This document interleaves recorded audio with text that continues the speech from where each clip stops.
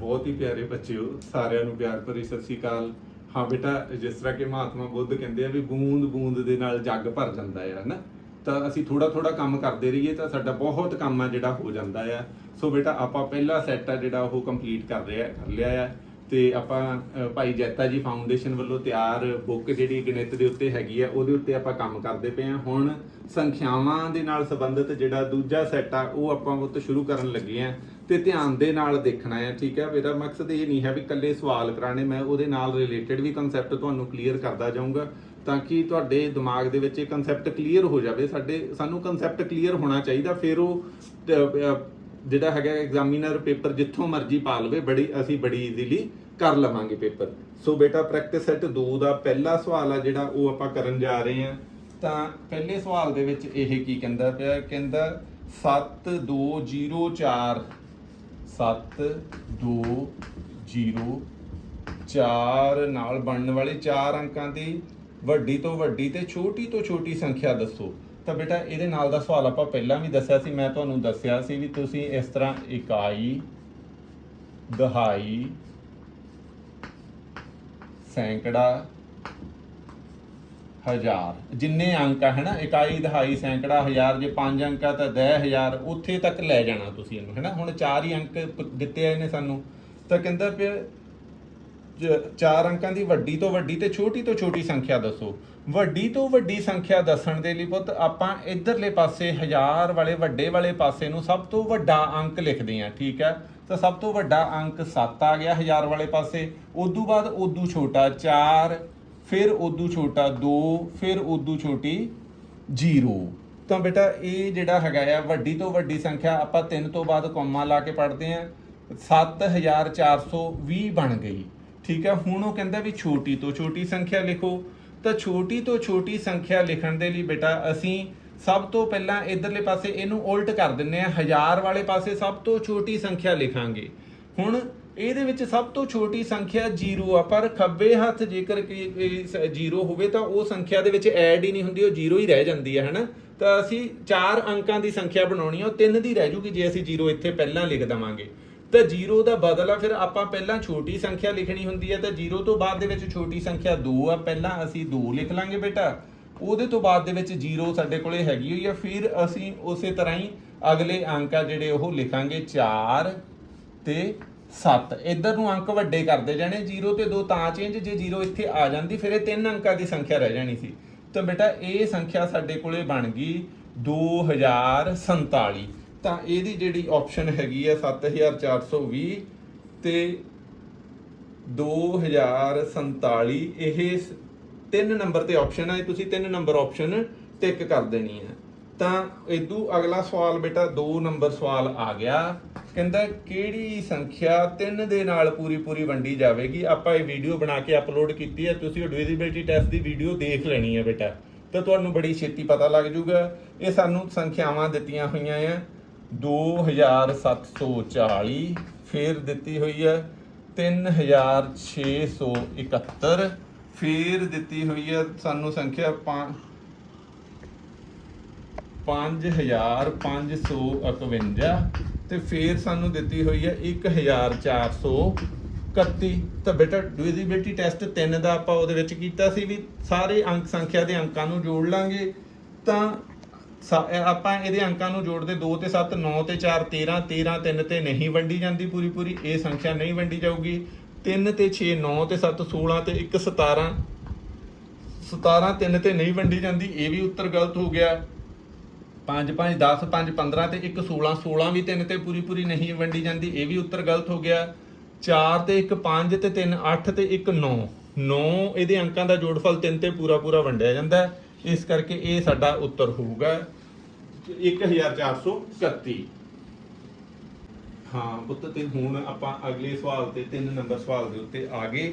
3 number ਸਵਾਲ ਦੇ ਵਿੱਚੋਂ ਸਾਨੂੰ ਕੀ ਪੁੱਛਦਾ ਪਿਆ, ਇੱਕ ਉਹਨੇ ਸਾਨੂੰ ਰਕਮ ਦਿੱਤੀ ਹੋਈ ਆ, ਕਹਿੰਦਾ ਇਹਨੂੰ ਸ਼ਬਦਾਂ ਦੇ ਵਿੱਚ ਲਿਖੋ। ਠੀਕ ਹੈ, ਤਾਂ ਰਕਮ ਦਿੱਤੀ ਹੋਈ ਹੈ ਬੇਟਾ, ਅਸੀਂ ਜਿੰਨੇ ਇਹਦੇ ਅੰਕ ਆ, ਇਹਦੇ 7 ਅੰਕ ਹੈਗੇ ਆ, ਅਸੀਂ ਇੱਥੇ ਲਿਖ ਲੈਣਾ ਇਕਾਈ, ਦਹਾਈ, ਸੈਂਕੜਾ, ਹਜ਼ਾਰ, 10,000, ਲੱਖ, 10 ਲੱਖ, ਕਰੋੜ, 10 ਕਰੋੜ। ਠੀਕ ਹੈ, ਤਾਂ ਅਸੀਂ ਗਿਣ ਲੈਣੇ, ਇਹਦੇ ਬੇਟਾ 7 ਅੰਕ ਹੈਗੇ ਆ, ਅਸੀਂ ਉਸੇ ਤਰ੍ਹਾਂ ਲਿਖ ਲੈਣੇ 1 4 5 0 2 3 4। ਤਾਂ ਵੈਸੇ ਇਹ ਨਹੀਂ ਵੀ ਲਿਖੋਗੇ ਤਾਂ ਵੀ ਚੱਲ ਜੂਗਾ, ਕਿਉਂਕਿ ਤੁਹਾਨੂੰ ਅਭਿਆਸ ਹੋ ਜੂਗਾ। ਅਸਲ 'ਚ ਰਕਮ ਪੜ੍ਹਨ ਦੇ ਲਈ ਅਸੀਂ ਕੀ ਕਰਨਾ ਹੁੰਦਾ, ਤਿੰਨਾਂ ਤੋਂ ਬਾਅਦ ਕੋਮਾ, ਫਿਰ ਉਦੋਂ ਦੋਆਂ ਤੋਂ ਬਾਅਦ ਕੋਮਾ, ਫਿਰ ਦੋਆਂ ਤੋਂ ਬਾਅਦ ਕੋਮਾ ਚੱਲਦਾ। ਠੀਕ ਹੈ, ਤੁਸੀਂ ਇਹ ਪੜ੍ਹ ਲੈਣਾ। ਇਕਾਈ, ਦਹਾਈ, ਸੈਂਕੜਾ, ਹਜ਼ਾਰ, 10,000, ਲੱਖ, 10 ਲੱਖ। ਤਾਂ 43 ਇਕੱਠੇ ਪੜ੍ਹਨੇ ਆ, 43 ਲੱਖ 20,541। ਤਾਂ ਇਹ ਬੇਟਾ ਤੁਸੀਂ ਦੇਖ ਲੈਣਾ ਕਿੱਥੇ ਲਿਖਿਆ ਹੋਇਆ, 43,20,541। ਥਰਡ ਵਨ ਆਪਸ਼ਨ ਹੈ ਜਿਹੜੀ ਇਹਨੇ ਦਿੱਤੀ ਹੋਈ ਹੈਗੀ ਹੈ। ਤੇ ਇਹਦੇ ਨਾਲ ਹੀ ਸਾਡਾ ਤੀਜਾ ਸਵਾਲ ਆ ਜਿਹੜਾ ਉਹ ਓਕੇ ਹੋ ਗਿਆ। ਹੁਣ ਆਪਾਂ ਬੇਟਾ ਚੌਥੇ ਸਵਾਲ ਬਾਰੇ ਗੱਲ ਕਰਾਂਗੇ। ਹਾਂ ਬੇਟਾ, ਤਾਂ ਹੁਣ ਆਪਾਂ ਚੌਥੇ ਸਵਾਲ ਤੇ ਪਹੁੰਚ ਗਏ। ਚੌਥਾ ਸਵਾਲ ਬਹੁਤ ਵਧੀਆ ਸਵਾਲ ਉਹਨੇ ਪੁੱਛਿਆ ਹੋਇਆ ਹੈਗਾ ਤੁਹਾਡੇ ਕੋਲੋਂ। ਕਹਿੰਦਾ ਪਹਿਲੀਆਂ 10 ਟਾਂਕ ਸੰਖਿਆਵਾਂ ਦਾ ਜੋੜ ਦੱਸੋ। ਤਾਂ ਪਹਿਲੀਆਂ 10 ਟਾਂਕ ਸੰਖਿਆਵਾਂ ਦਾ ਜੋੜ ਬੇਟਾ ਇਹਦਾ ਫਾਰਮੂਲਾ ਜਿਹੜਾ ਹੁੰਦਾ ਆ, 10 ਟਾਂਕ ਸੰਖਿਆਵਾਂ ਦਾ ਜੋੜ ਇਹਦਾ ਫਾਰਮੂਲਾ ਹੁੰਦਾ n ਦਾ ਸਕੁਅਰ। n ਦਾ ਮਤਲਬ ਜਿੰਨੇ ਨੰਬਰ ਆਫ ਔਡ, ਜਿੰਨੇ ਔਡ ਸੰਖਿਆਵਾਂ ਹੈਗੀਆਂ, ਟਾਂਕ ਸੰਖਿਆਵਾਂ 1 3 5 7 9 ਹੁੰਦੀਆਂ ਹੈ ਨਾ। ਤਾਂ ਪਹਿਲੀਆਂ 10 ਜਿੰਨੀਆਂ ਉਹਨੇ ਪੁੱਛ ਦਿੱਤੀਆਂ ਉਹ ਵਿੱਚ ਰੱਖ ਕੇ ਅਸੀਂ ਉਹਨੂੰ ਉਹਦੀ ਪਾਵਰ 2 ਕਰ ਦੇਣੀ, ਮਤਲਬ ਉਹਨੂੰ 2 ਵਾਰੀ ਗੁਣਾ ਕਰ ਦੇਣਾ। ਤਾਂ ਇਹ ਬਣ ਜੂਗਾ 10 ਦਾ ਪੁੱਛਿਆ, 10 ਗੁਣਾ 10, ਇਹ ਫਾਰਮੂਲਾ ਲਾਤਾ। ਤਾਂ ਪਹਿਲੀਆਂ 10 ਟਾਂਕ ਸੰਖਿਆਵਾਂ ਦਾ ਜੋੜਫਲ 100 ਹੋਊਗਾ। ਚਲ ਅਸੀਂ ਸਵਾਲ ਨਹੀਂ ਕਰਕੇ ਦੇਖਣਾ, ਸਿੱਧਾ ਹੀ ਫਾਰਮੂਲਾ ਲਾ ਦੇਣਾ ਹੈ। ਤਾਂ ਇਹਦੇ ਨਾਲ ਰਿਲੇਟਡ ਬੇਟਾ ਮੈਂ ਕੁਛ 2-3 ਤੁਹਾਨੂੰ ਫਾਰਮੂਲੇ ਹੋਰ ਕਲੀਅਰ ਕਰਨ ਲੱਗਾ, ਤਾਂ ਕਿ ਸਵਾਲ ਜੇ ਬਦਲ ਕੇ ਪਾ ਦੇਵੇ, ਕਿਉਂਕਿ ਤੁਹਾਨੂੰ ਇਹਦੇ ਵਿੱਚੋਂ ਹੀ ਸਵਾਲ ਪਾਉਣਾ ਉਹਨਾਂ ਨੇ, ਹੈ ਨਾ। ਇਦੋਂ ਹਾਇਰ ਲੈਵਲ ਦੇ ਫਾਰਮੂਲੇ ਨਹੀਂ ਪਾਊਗਾ। ਤਾਂ 2-3 ਫਾਰਮੂਲੇ ਆਪਾਂ ਹੋਰ ਕਰ ਲੈਂਦੇ ਹਾਂ।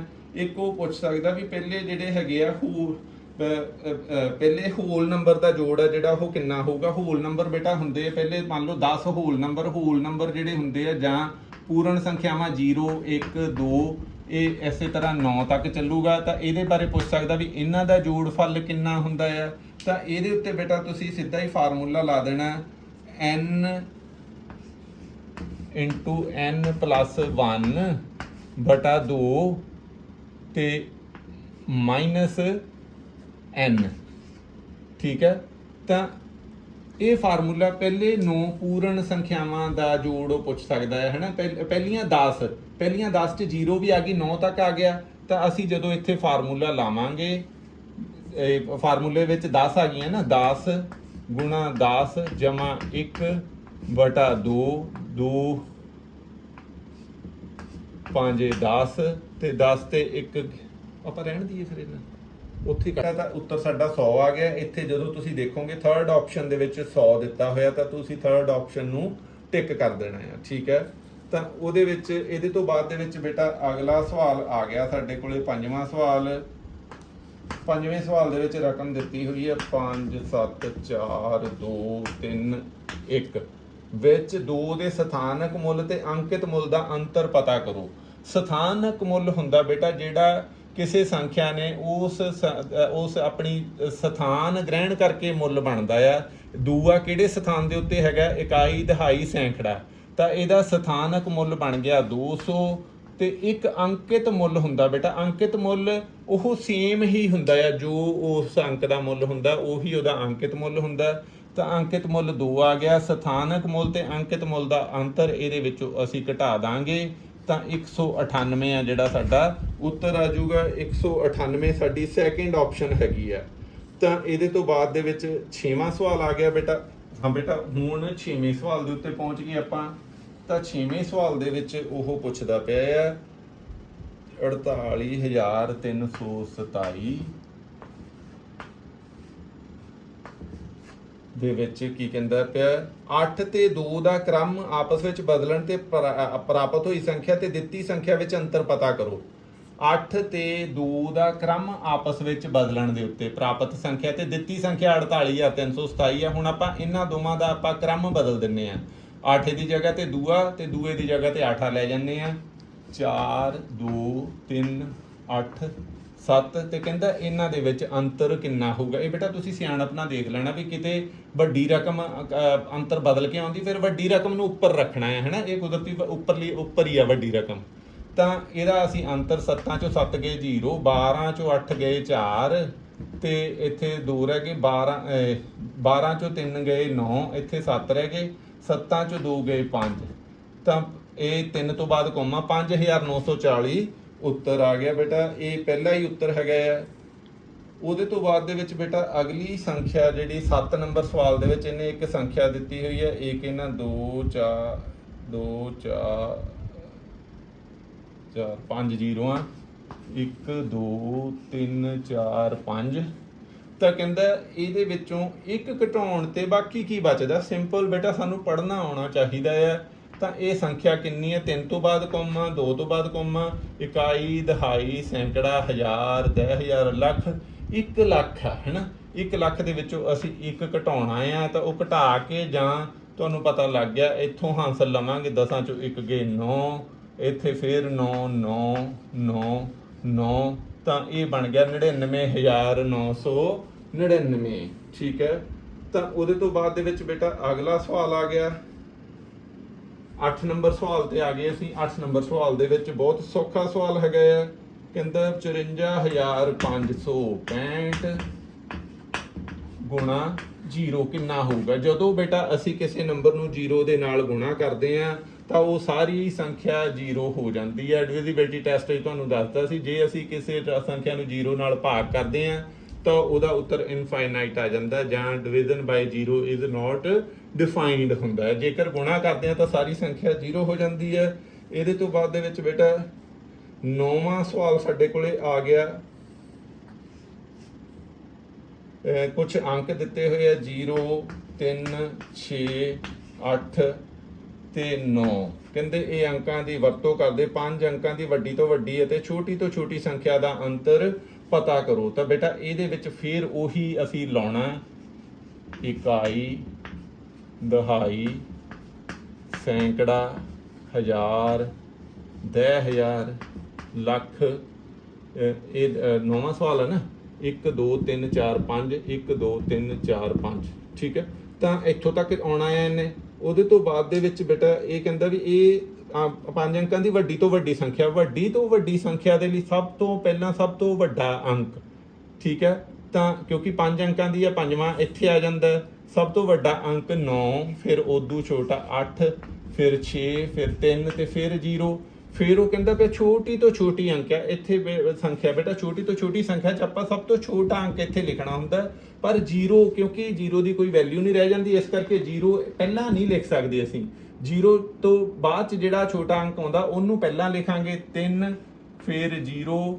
ਉਹਦੇ ਤੋਂ ਬਾਅਦ ਦੇ ਵਿੱਚ ਕ੍ਰਮਵਾਰ ਅਸੀਂ ਵੱਡੇ ਕਰਦੇ ਚੱਲਾਂਗੇ ਨੰਬਰ।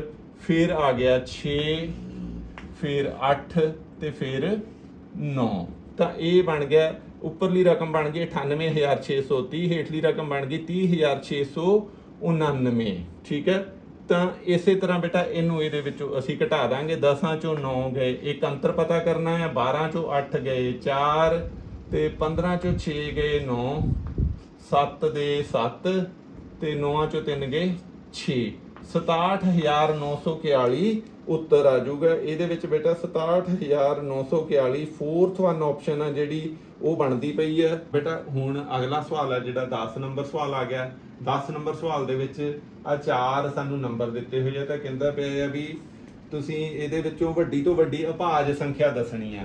ਤਾਂ ਬੇਟਾ ਅਭਾਜ ਸੰਖਿਆ ਸਾਨੂੰ ਪਤਾ ਵੀ ਇਹਦੀ ਡੈਫੀਨੇਸ਼ਨ ਹੁੰਦੀ ਇੱਕ ਤੇ ਆਪਣੇ ਆਪ ਤੋਂ, ਜਿਹੜੀ ਅਭਾਜ ਸੰਖਿਆ ਇੱਕ ਤੇ ਆਪਣੇ ਆਪ ਤੋਂ ਇਲਾਵਾ ਹੋਰ ਕਿਸੇ ਵੀ ਨੰਬਰ ਦੇ ਉੱਤੇ ਨਹੀਂ ਵੰਡੀ ਜਾਂਦੀ।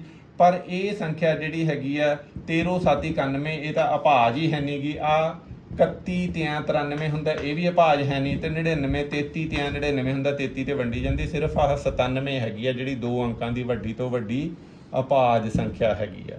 ਤੇ ਸੋ ਇਹਦੇ ਨਾਲ ਹੀ ਬੇਟਾ ਇਹ 10ਵਾਂ ਸਵਾਲ ਸਾਡਾ ਪੂਰਾ ਹੋ ਗਿਆ।